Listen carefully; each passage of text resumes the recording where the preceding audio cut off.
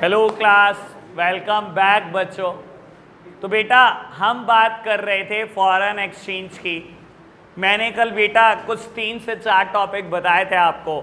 सबसे पहले हमने फॉरेन एक्सचेंज की बात करी, देन फॉरेन एक्सचेंज रेट की बात करी, फिर करेंसी डेप्रीसिएशन की हमने बात करी, फिर बेटा हमने करेंसी एप्रीसिएशन की बात करी।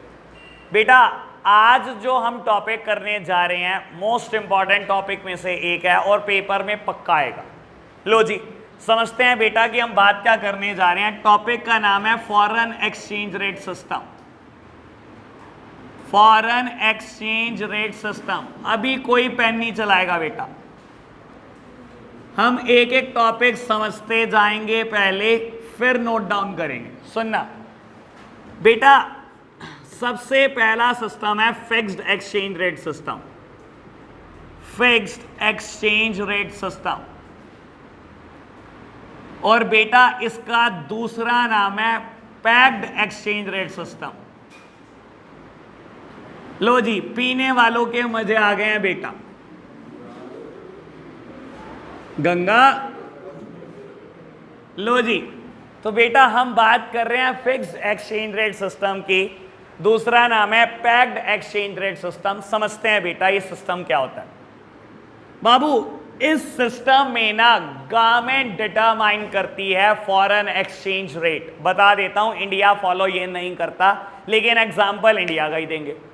बेटा इस सिस्टम में गवर्नमेंट डिटरमाइन करती है कि हमारे लिए फॉरेन एक्सचेंज रेट क्या होगा। लेट सपोज बेटा गवर्नमेंट कह दे मेरे लिए तो $1 की कीमत बस 70 रुपए है, तो बेटा बस 70 ही रुपए रहेगी। गवर्नमेंट डिटरमाइन करेगी फॉरेन एक्सचेंज रेट। ठीक है जी। बेटा ऐसा गवर्नमेंट करेगी क्यों? बेटा ऐसा गवर्नमेंट करेगी टू ब्रिंग स्टेबिलिटी। अब मैं बताता हूं यहां पर स्टेबिलिटी का मतलब क्या है, गवर्नमेंट फिक्स क्यों कर रही है। बाबू देखो, अगर आप फिक्स नहीं करते ना कहीं आपके एक्सपोर्टर और आपके इंपोर्टर हमेशा टेंशन में रहते हैं, और हमेशा ही रहते हैं बेटा। क्यों रहते हैं समझने की कोशिश करो। आप बेटा किसी को गुड्स एक्सपोर्ट कर चुके हो और उसने प्रॉमिस करा है वो 3 महीने के बाद आपको पैसा देगा। आज $1 का दाम 70 रुपए है बेटा। बाबू एक्सपोर्टर कभी नहीं सोचता देश का भला हो जाए, वो कभी नहीं चाहेगा बेटा मेरी करेंसी स्ट्रांग हो जाए। कल मैंने बेटा आपको समझाया था करेंसी स्ट्रांग होने का मतलब, करेंसी एप्रीसिएशन का मतलब। बेटा एक्सपोर्टर के एंगल से सोचोगे, मान लो उसने $1,00,000 का गुड्स एक्सपोर्ट किया है। अगर आज वो $1,00,000 आ जाते, 70 रुपए की कीमत थी, उसको 70 लाख मिल जाते। 3 महीने के बाद प्रॉमिस किया सामने वाले पर्सन ने कि मैं आपको पैसे 3 महीने के बाद दूंगा। एक्सपोर्टर दिन रात दुआ करेगा कि रुपया स्ट्रॉन्ग मत हो, रुपए की वैल्यू 69 ना हो जाए, मतलब $1 69 के बराबर ना रह जाए, $1 68 के बराबर ना रह जाए। क्योंकि अगर वो रह गया तो उससे क्या होगा, रुपया तो स्ट्रॉन्ग हो जाएगा लेकिन बेटा उसको लॉस हो जाएगा। अगर 68 का रह गया 3 महीने के बाद डॉलर, क्या होगा बेटा, उसको 2 लाख रुपए की चपत लग गई। $1,00,000 आएंगे, वो बैंक जाएगा बेटा, उसको बैंक से 68 लाख ही मिल पाएंगे। समझ में आई बेटा। एक्सपोर्टर के दिमाग में सारा दिन डर रहता है। सेम बात इंपोर्टर के लिए भी है। उसने गुड्स इंपोर्ट कर लिए बेटा, प्रॉमिस किया हुआ है कि $1,00,000 आपको 3 महीने के बाद दूंगा। आज $1 की कीमत 70। अगर बेटा आज कन्वर्ट कराए 70 लाख रुपए ले जाए, $1,00,000 ले आए तो $1,00,000 पे कर दे। पैसे कितने लगे, 70 लाख। अगर बेटा गलती से ये 71 हो गया, 72 हो गया 3 महीने बाद, तो उसको भी $1,00,000 2 लाख की चपत लग जाएगी बेटा। तो एक्सपोर्टर और इंपोर्टर के दिमाग में डर घूमता है बेटा हमेशा। ठीक है ना, कि वैल्यू अप डाउन ना हो। ठीक है ना, इंडिया फॉलो नहीं करता, लेकिन मैं सारी बातें इंडिया के एंगल से समझाऊंगा, तभी आसान होगा समझना। तो बेटा ऐसे एक्सचेंज रेट सिस्टम में गवर्नमेंट डिटरमाइन करती है प्राइस। ठीक है ना, गवर्नमेंट ने फॉरेन एक्सचेंज रेट फिक्स करा। किस लिए फिक्स करा गवर्नमेंट ने? ताकि स्टेबिलिटी बना रहे, एक्सपोर्टर और इंपोर्टर परेशान ना हो किसी भी तरीके से। बाबू सुनते जाना काम की बात। बेटा अगर मैं बोल रहा हूं गवर्नमेंट ने फिक्स कर दिया $1.70 का है, अगर इंटरनेशनल मार्केट में इसका दाम बढ़ने लगे, कम करने लगे, तो क्या होगा समझने की कोशिश करना। मान लो बेटा इंडियन रुपी स्ट्रांग हो गया इंटरनेशनल मार्केट में, इंटरनेशनल मार्केट में कीमत चल रही है बेटा $1 की 68। तो गवर्नमेंट क्या करेगी ऐसे केसेस में? देखो बेटा, गवर्नमेंट हमेशा चाहती है इसका प्राइस 70 आ जाए, क्योंकि गवर्नमेंट ने प्राइस 70 फिक्स किया हुआ है। गवर्नमेंट बेटा बाय करना शुरू कर देगी डॉलर, मार्केट से उठाना शुरू कर देगी डॉलर। बेटा गवर्नमेंट पागलों की तरह डॉलर बाय करेगी, क्वांटिटी करोड़ों में होगी, और जैसे आप बाय करोगे दैट मीन्स आप डॉलर की डिमांड कर रहे हो। बेटा डॉलर की डिमांड बढ़ेगी क्या नहीं बढ़ेगी जब आप बाय करोगे? क्वांटिटी बोल रहा हूं मैं, 1 करोड़, 10 करोड़ डॉलर, 100 करोड़ डॉलर की डिमांड कर रहे हो। बेटा डिमांड बढ़ेगी, क्या होगा? डॉलर का प्राइस बढ़ेगा, डॉलर ऑटोमेटिकली शिफ्ट हो जाएगा 70 पर। कोई दिक्कत तो नहीं सर। अगर 68 रह गया, आप उसे 70 तक लाने के लिए क्या करोगे? डॉलर को खरीदो पागलों की तरह, क्वांटिटी उठाओ बेटा, मार्केट से क्वांटिटी खरीदनी शुरू कर दो, डिमांड क्रिएट कर दो बेटा। सिर्फ डिमांड होगी, प्राइस ऑटोमेटिकली बढ़ेंगे, प्राइस शिफ्ट हो जाएगा 70 पे। कोई दिक्कत तो नहीं, समझ आई बात? कोई ये मत पूछना कि गवर्नमेंट क्यों करेगी, रुपया तो स्ट्रांग हो रहा है बेटा, एक्सपोर्टर रो रहे हैं बेटा, हमारे देश वाले ही रो भी रहे हैं बेटा। तो गवर्नमेंट ये भी नहीं सोच सकती बेटा कि सिर्फ इकोनॉमी बचानी है, देश को भी बचाना है भाई। मर जाएंगे वो लोग, इतने लॉसेस हो जाएंगे। तो समझ आई बात? आगे बढ़ो बेटा।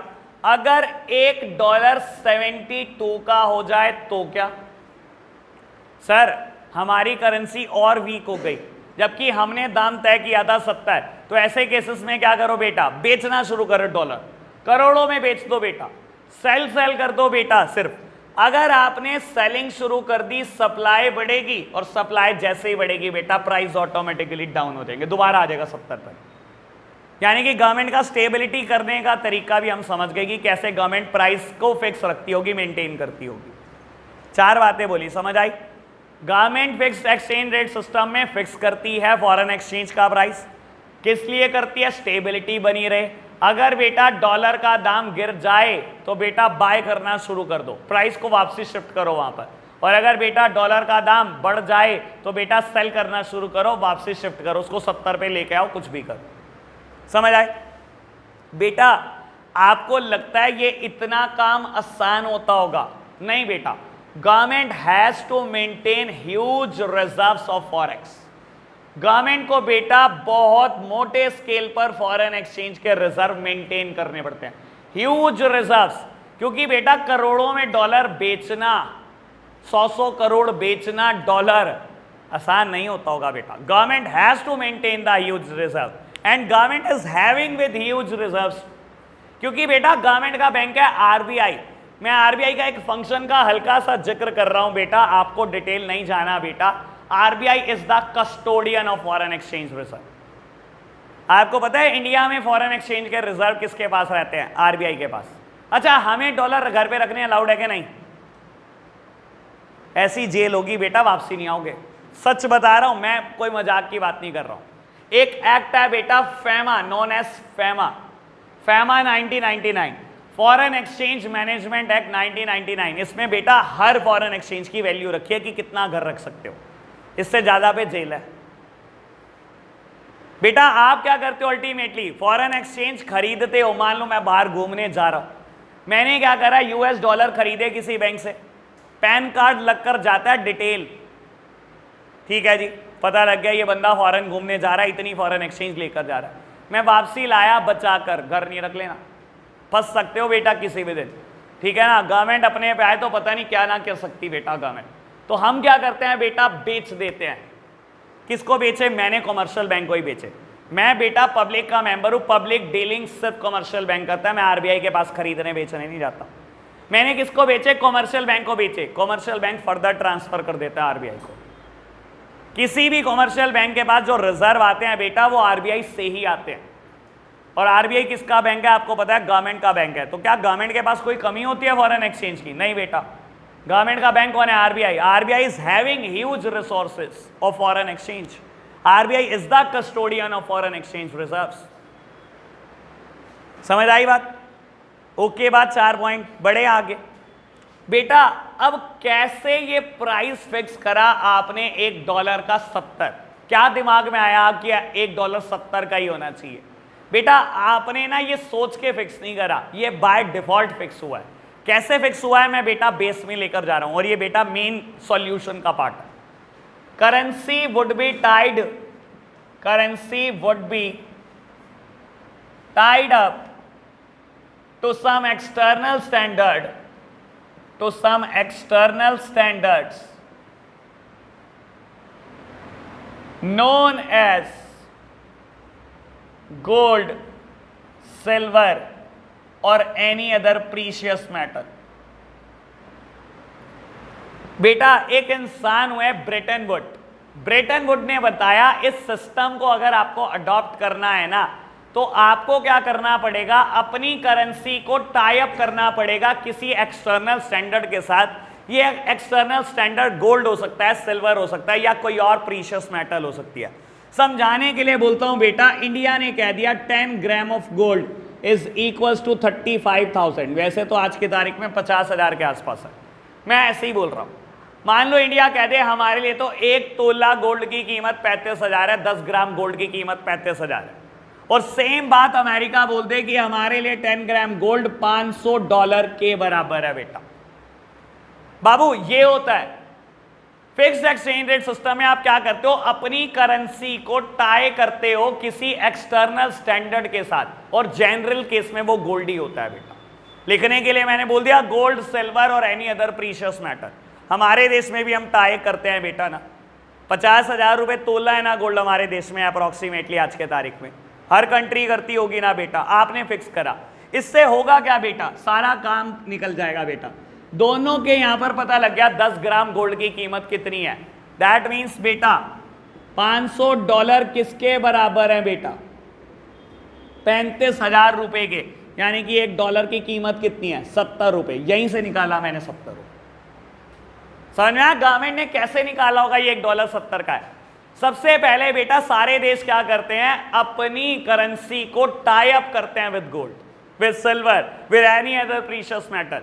और वहां से बेटा आप क्या करते हो बेटा, कैलकुलेशन करके ले आते हो कि आपके लिए कितनी कीमत होगी किसी फॉरेन करेंसी की। ये स्टैंडर्ड देने वाले पर्सन का नाम है ब्रेटन वुड। आपको याद नहीं करना, हो जाए बहुत अच्छी बात। ब्रेटन वुड्स ने दिए थे बेटा ये स्टैंडर्ड, ठीक है ना। एक बात और बोलनी है फिर खत्म होगा ये टॉपिक। बेटा जब भी आप अपनी करेंसी को टाई करते हो किसी एक्सटर्नल स्टैंडर्ड के साथ, इसे हम बोलते हैं टेक्निकल भाषा में पैरिटी वैल्यू। जब भी आप अपनी करेंसी को, देख लो मैंने रुपी को टाई किया है बेटा गोल्ड के साथ, इसे बोलते हैं पैरिटी वैल्यू। और बेटा जब आप पैरिटी वैल्यू के थ्रू एक करेंसी का दाम दूसरी करेंसी के टर्म्स में निकालते हो, इसे बोलते हैं पैगिंग। चलो जी, ब्लेंडर प्राइड बोलते हैं इसे, हाँ जी, इसे बोलते हैं बेटा पैगिंग। समझ आई बात, दोबारा से रिपीट लो, बस अब खत्म हो गया ये टॉपिक। मैंने अब लिखवाना है, पहले सुनते हैं बात। बेटा fixed exchange rate system, fixed exchange rate system में बेटा गवर्नमेंट डिटरमाइन करती है फॉरेन एक्सचेंज रेट। गवर्नमेंट इसलिए डिटरमाइन करती है कि स्टेबिलिटी रहे, ना तो इंपोर्टर के लिए खतरा बढ़े ना ही एक्सपोर्टर के लिए खतरा बढ़े, उसको तो दोनों को बचाकर चलना है, ठीक है ना बेटा। अगर डॉलर का दाम कम होने लगेगा, जैसे कि 68 हो गया मेरे एग्जांपल में, तो बेटा क्या करेगी गवर्नमेंट, ह्यूज रिजर्व बाय करेगी बेटा, ठीक है ना, जिससे डिमांड क्रिएट होगी बेटा। और डिमांड क्रिएट होने पर डॉलर का प्राइस ऑटोमेटिकली बेटा पुश होगा ऊपर की तरफ, यानी कि दोबारा 70 ले आएगी गवर्नमेंट। और अगर बेटा बढ़ने लगे डॉलर की कीमत, तो बेटा सप्लाई क्रिएट करो, सेल करो करोड़ों में क्वांटिटी, प्राइस गिरेगा, ऑटोमेटिकली 70 आ जाएगा। ऐसे केसेस में बेटा हम अपनी करेंसी को टाई करते हैं सबसे पहले किसी एक्सटर्नल स्टैंडर्ड के साथ। It may be gold, it may be silver और any other precious metal, general case में गोल्ड। और ये स्टैंडर्ड हमें ब्रेटन वुड नाम के एक इंसान ने दिया था, ठीक है ना। तो बेटा जब हमने क्या करा, अपनी करेंसी को टाई अप किया गोल्ड के साथ, हम इसको बोलते हैं पैरिटी वैल्यू। और पैरिटी वैल्यू के थ्रू हम एक करेंसी का प्राइस दूसरी करेंसी के टर्म्स में निकाल लेते हैं, इसको बोलते हैं पैगिंग। तभी इस सिस्टम का नाम है पैक्ड एक्सचेंज रेट सिस्टम, ठीक है जी। चलो जी, अभी हम नोट करेंगे इसको। बेटा सेकंड एक्सचेंज रेट सिस्टम समझ रहे हैं हम। बेटा फ्लोटिंग एक्सचेंज रेट सिस्टम या इसका नाम फ्लेक्सिबल एक्सचेंज रेट सिस्टम भी है। कुछ लोग बोलते हैं फ्लोटिंग एक्सचेंज रेट सिस्टम, दूसरा नाम फ्लेक्सिबल एक्सचेंज रेट सिस्टम। बेटा ये सिस्टम बड़ा कमाल का है, आप पेपर में दुआ करोगे ये जरूर आए, पर आना नहीं चाहिए। बेटा ऐसे सिस्टम में एक्सचेंज रेट का दाम कोई गवर्नमेंट फिक्स नहीं करती बेटा। ऐसे एक्सचेंज रेट सिस्टम में बेटा दाम फिक्स करती हैं market forces, that means demand and supply pressure. बेटा डॉलर की डिमांड ज्यादा है, सप्लाई कम है, तो प्राइस बढ़ता चला जाएगा। डॉलर की सप्लाई ज्यादा है, डिमांड कम है, प्राइस गिरता चला जाएगा। कोई भी गवर्नमेंट कंट्रोल नहीं करती, कोई भी गवर्नमेंट कंट्रोल नहीं करती। मैं गवर्नमेंट कंट्रोल लिखकर काट दूंगा। यानी कि बेटा जितनी मर्जी गिर जाए एक्सचेंज रेट सिस्टम, जितना मर्जी बढ़ जाए, कोई गवर्नमेंट आएगी नहीं एंटरटेन करने। और बहुत सारी कंट्री ये सिस्टम अडॉप्ट करती हैं, इंडिया ये भी नहीं करता। ठीक है ना बेटा। अब मैं क्यों बोल रहा था कि ये पेपर में नहीं आना चाहिए, क्योंकि इसकी एक्सप्लेनेशन 2 ही लाइन की है कि गवर्नमेंट कभी कंट्रोल नहीं करती बेटा फ्लोटिंग एक्सचेंज रेट सिस्टम को। और बेटा ये टोटली डिपेंड करता है मार्केट फोर्सेस पर। डिमांड प्रेशर चाहे तो कितना भी ऊपर ले जाए एक्सचेंज को, और बेटा सप्लाई प्रेशर कितना भी चाहे तो कितना भी नीचे ले आए। ठीक है ना, कोई भी गवर्नमेंट एंटरटेन नहीं करते इस मैटर को, खत्म हो गया सिस्टम। ठीक है जी, दुआ करेंगे हम पेपर में ना आए। लो जी, शगुंबर देवी जाएंगे कल हम। चलो बेटा थर्ड एक्सचेंज रेट सिस्टम पढ़ रहे हैं, सुनो जी। Manage floating exchange rate system, manage floating exchange rate system. बेटा काम की बात सुनना, इंडिया ये फॉलो करता है, इसी वजह से बेटा बहुत सारे टीचर इसको पेपर में देते हैं। बहुत आराम से सुनते जाना बेटा। ठीक है जी। अब बाबू ये तो मैं पहले ही बता देता हूं, it is a hybrid system. ये एक हाइब्रिड सिस्टम है। हाइब्रिड मतलब मिक्सचर है, किसका? जो हमने दोनों सिस्टम पढ़ लिया उसका। फिक्स्ड एक्सचेंज रेट सिस्टम और फ्लोटिंग एक्सचेंज रेट सिस्टम को मिला दो बेटा, बन जाएगा बेटा manage floating exchange rate system, और इंडिया फॉलो करता है। It is a hybrid system. इसमें बेटा 2 लोगों की इन्वॉल्वमेंट है। बेटा फिक्स्ड एक्सचेंज रेट सिस्टम में गवर्नमेंट की इन्वॉल्वमेंट थी, यहां पर गवर्नमेंट की जगह ले ली है आरबीआई ने। इंडिया में आरबीआई करता है ये फंक्शन मैनेज। ठीक है ना। और बेटा फ्लोटिंग एक्सचेंज रेट सिस्टम में मार्केट फोर्सेस थी, डिमांड एंड सप्लाई थी, तो यहां पर डिमांड एंड सप्लाई साथ साथ काम करेंगे। लिख देता हूं मार्केट फोर्सेस। पहले ये बताओ, इतनी बात clear? It is a hybrid system. बेटा शुरू के दोनों सिस्टम का कॉम्बिनेशन है, मिला दो बेटा। बाबू फिक्स्ड एक्सचेंज रेट सिस्टम में सेंट्रल गवर्नमेंट पिक्चर में आती थी। यहां पर सेंट्रल गवर्नमेंट ने कहा, इंडिया में बोला कि हम फंक्शनिंग नहीं करेंगे, आरबीआई आप मैनेज करो, आप हमारे बैंक किस लिए हो, आप देखो इस चीज को। ठीक है जी। और बेटा फ्लोटिंग एक्सचेंज रेट सिस्टम से डिमांड और सप्लाई आएंगी पिक्चर। ठीक है जी, बढ़ो आगे। यहां पर मान लो आरबीआई कह देता है हमारे लिए $1 की कीमत 70 से 75 है। बेटा कभी भी एक प्राइस फिक्स नहीं किया जाता। फिक्स्ड एक्सचेंज रेट सिस्टम में तो मैं सीधा बोलता था $1 70 रुपए का। यहां बेटा प्राइस नहीं फिक्स किया जाता, प्राइस बैंड दिया जाता है। आरबीआई ने बोला मेरे लिए $1 की कीमत 70 से 75 के बीच में रहनी चाहिए। अब मैं बोलता हूं डिमांड एंड सप्लाई प्रेशर, इसे 70 ले आए, इसे 75 ले जाए, इसे 72 ले आए, 73 ले आए, 74 ले आए, चलते रहो भाई। आरबीआई आएगा ही नहीं बेटा जब तक फिक्स्ड एक्सचेंज रेट सिस्टम का प्राइस 70 से 75 रहेगा। आरबीआई आएगा ही नहीं पिक्चर में, डिमांड एंड सप्लाई पर चलने देगा सब कुछ। लेकिन जैसे ही प्राइस टूटा और 70 से कम हो गया, मान लो बेटा ये 68 हो गया, अगेन क्या करना चाहिए हमें? आरबीआई क्या करेगा? ह्यूज रिजर्व बाय करना शुरू कर देगा, डिमांड क्रिएट करेगा, और डिमांड क्रिएट होगी तो बेटा प्राइसेस बढ़ जाएंगे। यानी कि बेटा automatically price will shift to the price band. ठीक है जी। और बेटा तब क्या होगा अगर प्राइस 76 पहुंच जाए, यानी कि 75 के बाहर निकल जाए, 76 हो गया, क्या करेगा आरबीआई? सेल करेगा, ताकि बेटा प्राइसेस ऑटोमेटिकली कम हो जाएं, बेटा दोबारा प्राइस बैंड में आ जाए। यानी कि जब तक प्राइस इस प्राइस बैंड में घूमता है तब तक तो demand and supply pressure, RBI ने आना ही नहीं पिक्चर में। ठीक है ना। डिमांड ज्यादा हो गई, 70 से प्राइस 73 हो गया, सप्लाई ज्यादा हो गई, 72 आ गया, प्राइस घूमता रहो, आरबीआई ने कुछ भी नहीं कहना। लेकिन जैसे ही आप इस प्राइस बैंड से बाहर निकलोगे, चाहे लोअर साइड चाहे अपर साइड, आरबीआई पिक्चर में आएगा, दोबारा इसी प्राइस बैंड में लाने की कोशिश करेगा। अगेन ये काम आसान नहीं है।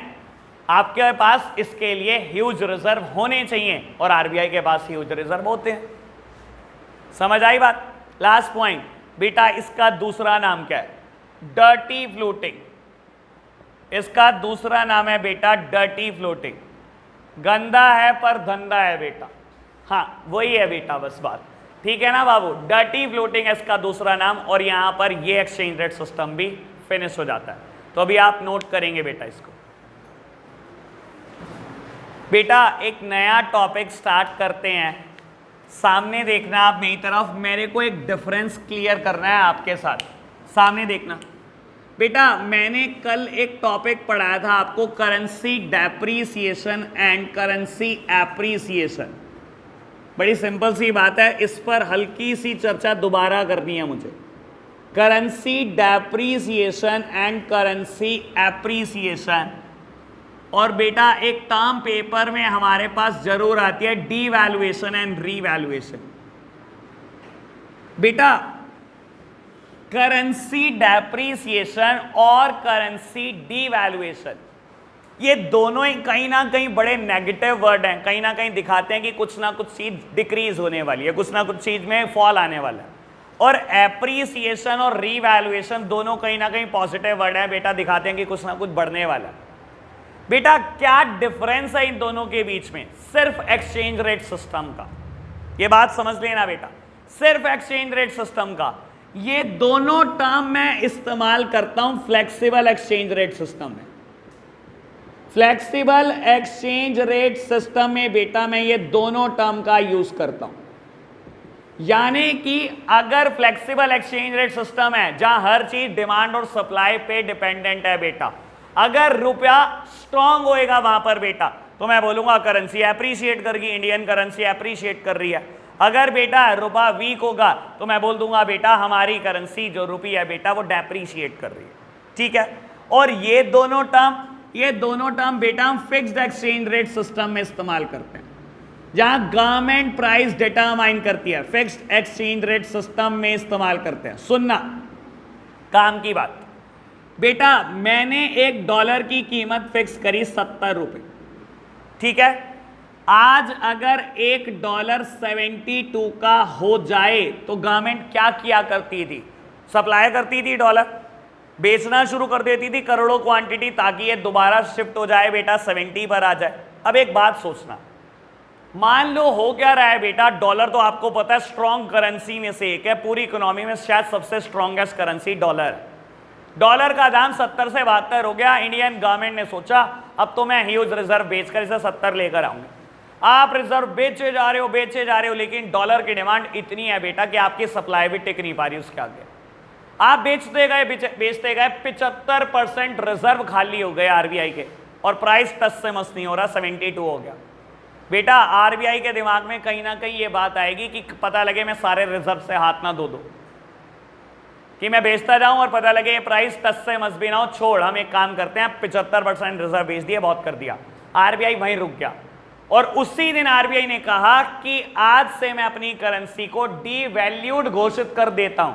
आज से मेरे लिए $1 की कीमत 70 नहीं है, अब से मेरे लिए $1 की कीमत 72 रुपए ही है। समझ में आया? आपने क्या करा, अपनी करेंसी को खुद ब खुद डीवैल्यूड मान लिया। और आपको पता है कल मैंने डेप्रीसिएशन में भी ये एग्जांपल दिया था, अगर $1 70 का है और बेटा अगले दिन वो 72 का हो जाए तो उसी को तो हम डेप्रीसिएशन बोलते हैं। यही नहीं एग्जांपल दिया था, बिल्कुल सेम ही एग्जांपल तो दे रहा हूं, बस फर्क किस चीज का है? एक्सचेंज रेट सिस्टम का।